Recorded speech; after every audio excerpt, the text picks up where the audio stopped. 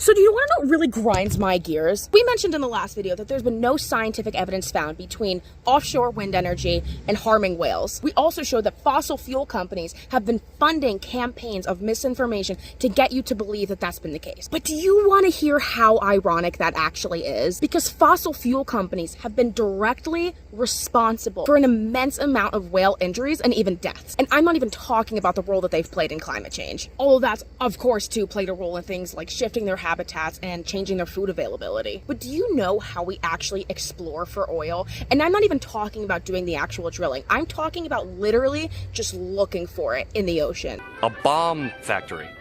They're bombs. And I'm not even kidding. Fossil fuel companies will literally create seismic blasts inside the ocean and then just use the sound that creates to figure out what the material is in the ground beneath them. And this doesn't just happen once. This can be happening as often as every 10 seconds, 24 hours a day for up to several months at a time. And the byproduct for that, for whales and other marine animals like dolphins, their eardrums literally burst. In addition for that just being excruciatingly painful, whales also rely on their hearing for quite a lot. So when their hearing gets taken away, suddenly they aren't capable of navigating anymore, of finding food, which means they start to starve, of avoiding predators, of finding mates, meaning that they can't reproduce and maintain their population. And it's not even just the direct effects of these seismic blasts on the whales themselves. Those blasts are also killing off one of the whale's most important sources of food, which is zooplankton. Not to mention oil spills, which can tar and kill tons of marine life, or gas leaks during drilling, which can literally set off fires on the water in the middle of the ocean. So, in conclusion,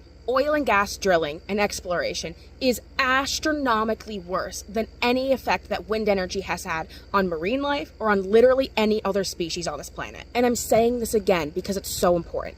Always ask yourself this question when being presented with a piece of information, especially regarding climate change.